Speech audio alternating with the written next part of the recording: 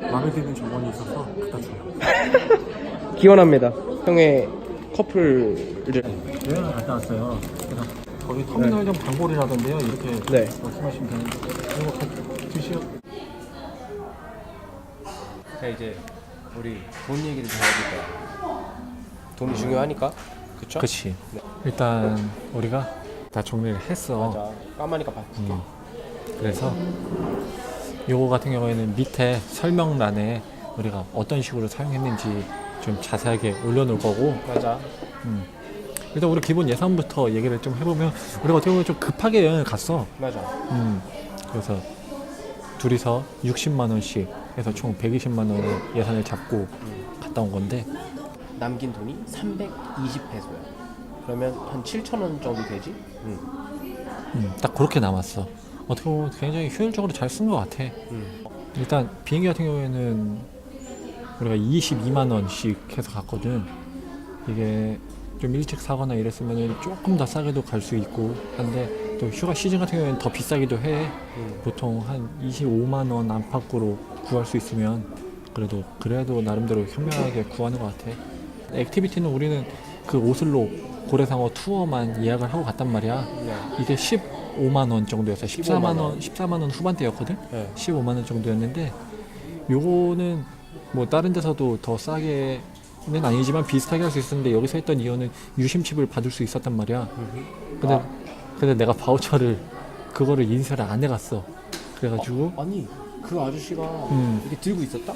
원제 이렇게 들고 있었어. 그래서 우리가 하나 투어 맞대. 그래갖고 유심칩 달라고 그랬는데 종이가 없어서 안 되는데 종이 이거라고 그랬는데 알고 보니까 우리가 유심 그 종이가 따로 있나 봐. 그걸 안 가져간 거지. 내가 투어 바우처만 뽑고 유심 바우처를 인쇄를 안 해가가지고 꼭 출력물이 있어야 된다 그랬거든. 맞아. 그래서 유심을 결국 못 받아서 가서 현지 유심을 샀어. 그럼 500달러로 환전을 했어.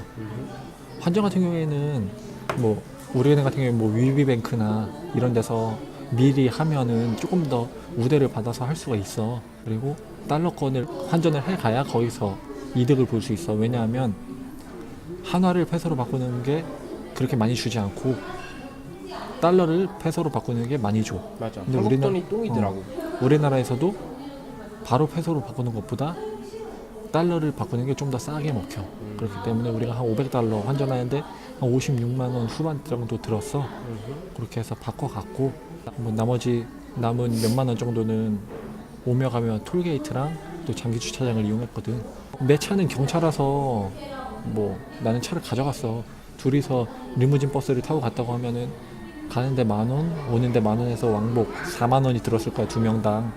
근데 갈 때 톨게이트 비용 12,000원 정도 들었고, 오며 가며 장기 주차장이 4월 2일 04시 30분부터 4월 6일 06시 16분 4일 정도 있었지.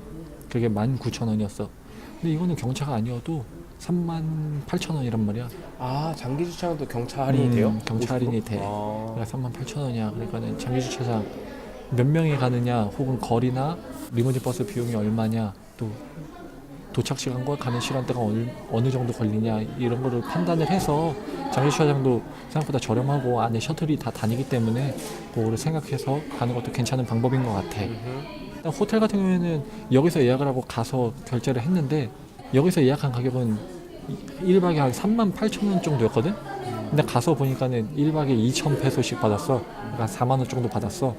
그러니까는 한국에서 예약을 해서 결제를 할 수 있으면 그게 좀 더 이득인 것 같아. 무슨 말인지 이해하지? 그러니까 한국에서 예약을 하면서 돈을 내는 게 아니라 우리는 예약만 걸어놓고 가서 돈을 낸 건데, 이왕이면 한국에서 예약을 하라는 거야. 그게 더 싸니까. 그래서 호텔은 1박당 한 4만 원 정도 들었어. 근데 우리가 뭐 영상 본 사람들 알겠지만 마지막 날 같은 경우에는 밤 비행기이기 때문에 그냥 하루 더 익스텐션 했단 말이야. 하루 더 연장했어. 맞아. 체력이 딸려서. 얘가 너무 힘들어해가지고 나는 괜찮았는데. 난 그랬는데도 몸살 걸려서 지금 미치겠다. 어떡하냐. 그리고 선물을 우리가 한 첫날 2,200페소 정도 썼고, 마지막 날 1,300에 뭐 유칼립투스 오일이랑 또 뭐 오일 비누 뭐 이런 거 해가지고 한 7,500페소, 14만 원? 14만 원이요? 우리 그렇게 많이 샀어요? 한 14만 원치 사왔어. 14만 원치 사왔어. 내 것도 아닌데.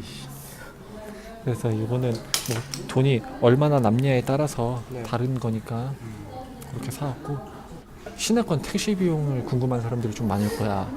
보통 우리 같은 경우에는 공항에서 호텔 가는 거랑 호텔에서 공항 오는 거 같은 경우에는 200페소로 다 왔어.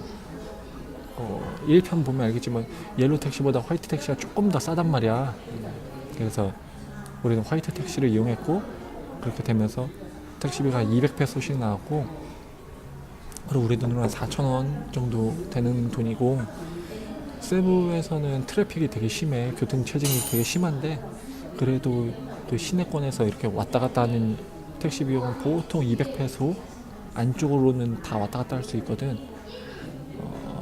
아침 시간이랑 한 4시부터 한 6시 시간대에는 트래픽이 굉장히 심해서 그때는 조금 오버될 수가 있는데, 그렇더라도 보통 한 200페소 안쪽으로는 시티에서는 다 왔다 갔다 할 수 있어.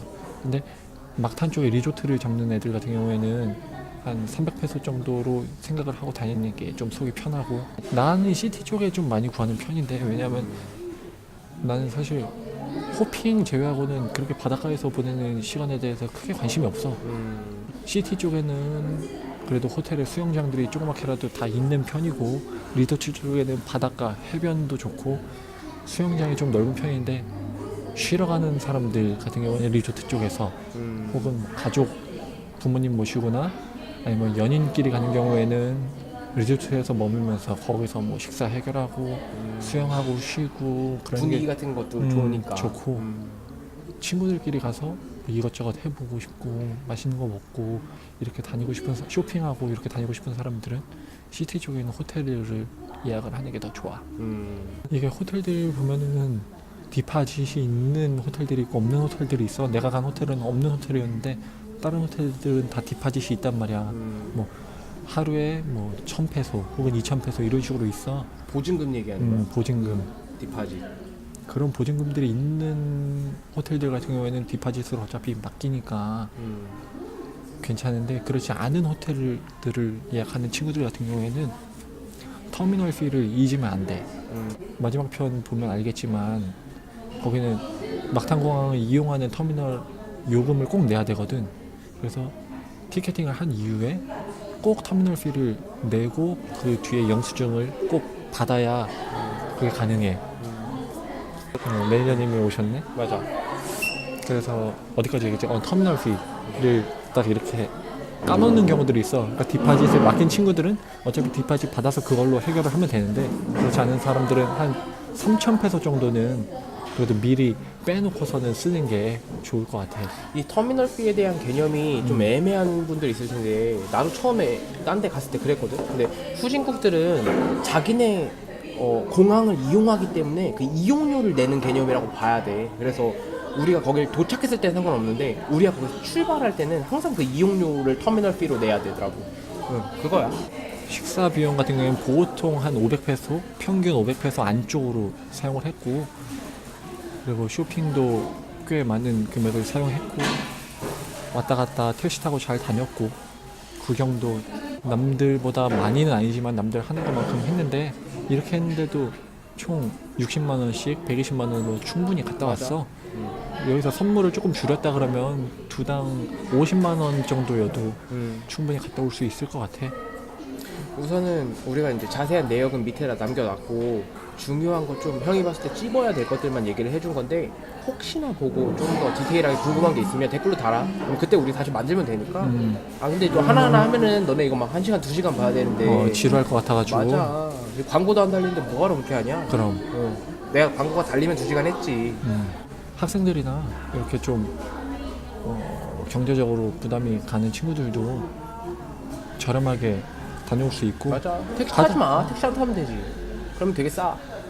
택시 안 타면 왔다 갔다 못 할걸? 오토바이. 오토바이가 바가지가 심해. 아 미안, 내가 전편 마지막에 했던 말이 잘못됐네. 택시를 탈 때는 어차피 다 미터 켜주세요 할 거 아니야. 그렇기 때문에 길을 좀 돌아가더라도 미터를 보면서 판단할 수 있는데, 오토바이는 걔네가 부르는 값이 가격이야. 개새끼들. 이번에 내가 또 저거를 한번 깔아봤었어. 그래? 이거 택시 부르는 거죠? 그랩을 깔아갔었는데, 호텔 앞에 있던데. 요거 같은 경우에는 여기서 인증을 해봐야 거기서 사용이 안 된대. 근데 가서 유심을 바꿔 끼고 다시 인증을 하면 거기서 사용이 가능하다고 하니까 요걸 불안한 사람들은 요걸 쓰는 것도 괜찮을 것 같아. 요게 보니까는 한 20% 정도씩은 더 싸더라고. 아 진짜요? 근데 나 같은 경우에는 어차피 대강 어느 정도 나오는지와 또 많이 다녔던 길 같은 경우는 그 쇼컷 이런 지름길들을 알고 있기 때문에 이거를 사용을 굳이 안 해봤는데 불안한 친구들 혹은 처음 가보는 친구들은 요거를 어떻게 사용하는지 인터넷에 찾아봐서 요거를 미리 다운받아 가는 것도 괜찮을 것 같아. 그랩이 일종의 카카오 택시 같은 거예요? 부르는 거? 카카오 택시 아. 이거를 실행을 하면 어디서부터 어디까지 거리가 얼마인지 소요 시간이 어느 정도 걸리는지 그리고 가격이 얼마인지 누가 오는지 그게 이렇게 나중에 뜬데 네. 호출을 하면 그래서 이거를 사용해서 가는 좋네. 방법도 있을 것 같아. 안전하네요 훨씬. 안전하지. 근데 한 20% 정도 차이 나면 200페소 20%면 40페소 정도잖아. 800원이야.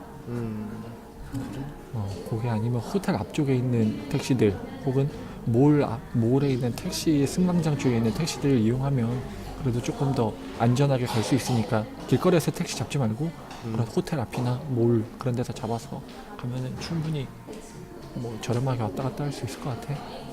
자 이렇게 해서 이번 2019년 상반기 우리 세부 여행은 마치고 아마 우리 돈이 어쨌든 320페소가 남아서 또 가야지. 또 안 가면은 이 형 그럼. 거란 말이야. 가야 돼? 그거 쓰러 가야지. 네. 그럼 다음번에 안녕. 바이. 저녁 먹으러 가시죠.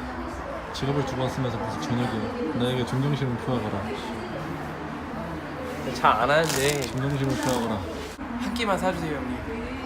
한 뭐라고요? 끼만 사주세요. 사주세요. 부탁드립니다. 오케이. 그래서 뭘 먹죠? 저희요?